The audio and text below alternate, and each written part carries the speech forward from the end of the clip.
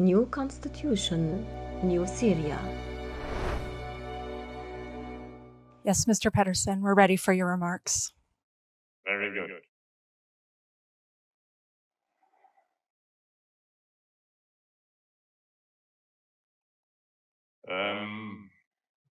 As you know, I just concluded my briefing to the Security Council. And this, of course, is for all of us a very special day. It's 10 years since the beginning of the Syrian tragedy. And as I told the Council, the Syrian tragedy will go down in history as one of the darkest chapters. And I also said that the Syrian people are among the greatest victims in this century. As you know, the conflict has now lasted for the same period as the First World War and the Second World War. And I said that the Syrian people must feel that they are really trapped in an endless conflict. I, of course, have also reflected, like many others, on where we are after 10 years of conflict and the fact that we haven't been able to mediate an end to this conflict. And I expressed also to the Security Council, the profound regret of the United Nations that we have not been able to mediate an end to this conflict. The Syrian people deserves better. For a decade, the Syrians have suffered what I call unimaginable violence and indignities. And I emphasize that Syrian men and women and children from all areas and all backgrounds have faced these troubling times, and that the grievances and the horrors are undeniable. But let me also emphasize that against this very grim background, that I still believe there is a mediated path out of this conflict. As you know, we are now approaching a year since the beginning of the cessation of hostilities in northwest Syria. And we currently have what I call a relative calm. And that relative calm has then lasted for close to a year. Of course, compared nearly to any other place on the planet, it has been a tremendously violent period by any other measure. And let me also emphasize that, of course, while we are pleased that there has been a relative calm, it also remains a great danger that this fragile calm could unravel.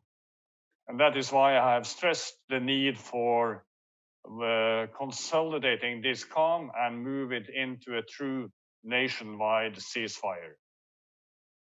The other danger for Syria, and I also highlighted that in my briefing to the Council, is that we do not see a collapse, but actually a prolonged stasis that sets in, and that the Syrian people is then in the risk of enduring another decade of desperation, despondency, and despair. We all know that there is no military solution to this conflict. And I believe also know that key interlocutors do understand that no one actor or group of actors can impose their will on Syria or settle the conflict alone. So there is a way forward, but we need to find a way around what I call the "you first" syndrome that has dominated much of the diplomacy around Syria for the last decade. Right now, there are what I call demands on all sides, but little movement on any side. And this dynamic has to change. What is needed is to identify with realism and precision and implement in parallel mutual and reciprocal steps for steps, step by step from Syrian and international players. All players, including the Syrian government and opposition, and key international players will need to be ready to identify not only what they realistically hope to achieve, but what they can put on the table.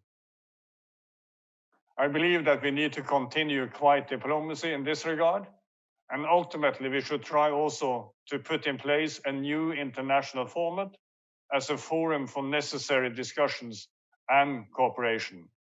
And let me conclude by saying that at a time when there are so many pressing challenges, we must not lose sight of the fundamental importance of a peaceful resolution of the Syrian conflict.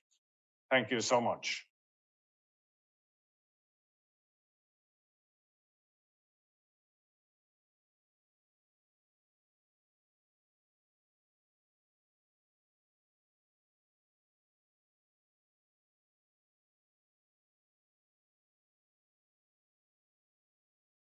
Yes, Jennifer, may I?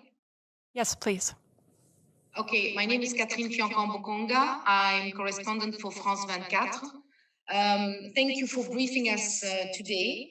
You just mentioned that there is a relative calm. And don't you think that that relative calm is dangerous because it will help international community forgetting that Resolution 2254 is not implemented yet?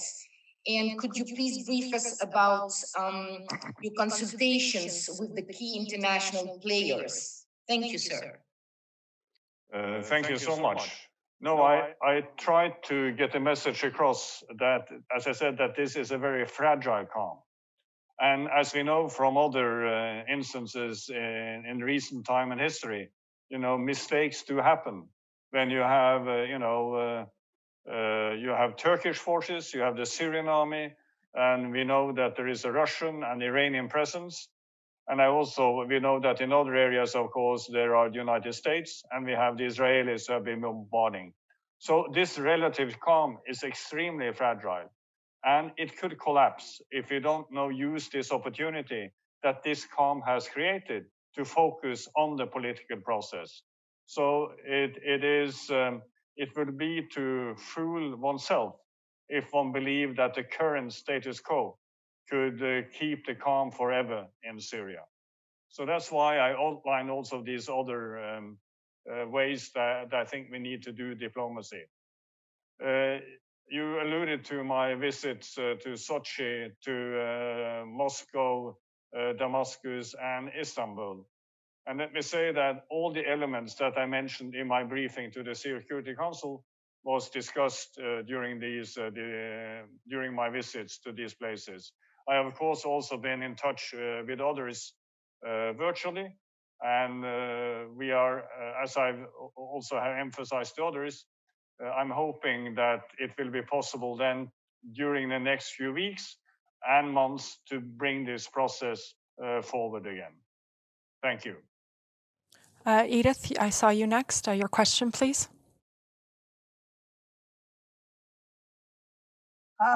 Thank you so much, Mr. Pedersen. Edith Lederer from the Associated Press. You've said that support of key international players is critical for any movement. And you said, and I quote, "In time, we may need to try to put in place a new means of international discussion, a new international format for the necessary diplomacy and cooperation." Are you talking about something like the old international Syria support group or one of its predecessors? What were you thinking of? Great to hear your voice again, Edith, and I hope you're doing fine. No, I have not concluded what I think is necessary, but what I've said is that it is important that we establish this new international format in a manner where we bring in all the different parties that have an influence on this conflict. So obviously it would have to involve, one way or another, the United States, Russia, Iran, Turkey, Arab states, and the European Union. And I also earlier mentioned, all permanent members of the Security Council. But as you know, it's still early days for the Biden administration, and it will need also a more in-depth discussion with the Biden administration and then with the other interlocutors that I just mentioned to you now. But I think the key for me is that it is now necessary for all these actors to seriously sit down and develop a Syrian policy based on the understanding that none of them can dictate the outcome of the Syrian conflict. Thank you. We have time for 2 more questions. Byram, I'll take yours next, please. Thank you, Jennifer, for taking my question. This is Bayram Altu Anadolu Agency's UN Geneva reporter.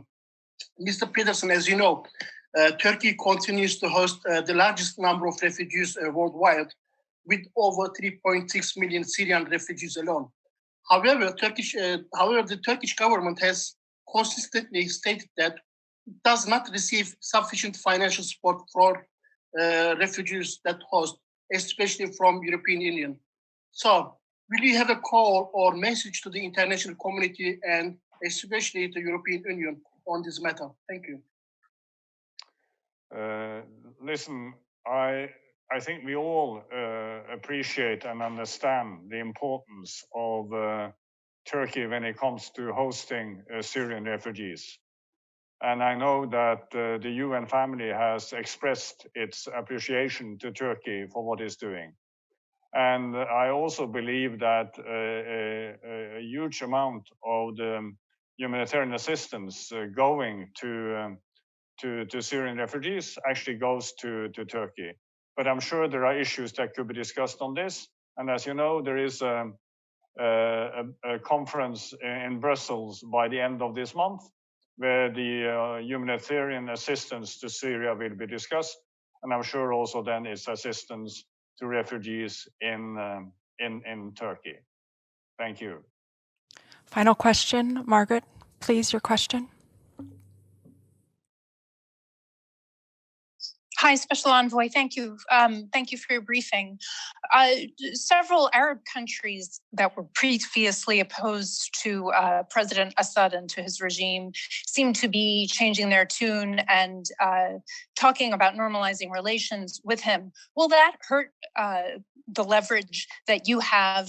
Is it too soon, perhaps, to let Syria back into the Arab family fold?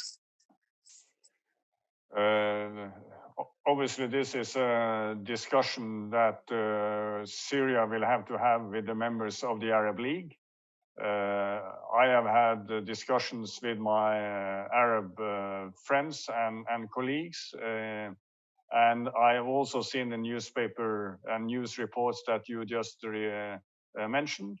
But in my latest round in Cairo, when I discussed this with the Secretary General of the Arab League, he emphasized that this was indeed a cumbersome and difficult process, and that was something that we would continue to discuss and see how it developed.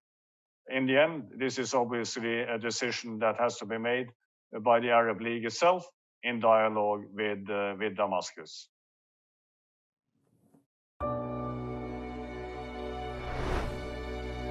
New Constitution, New Syria.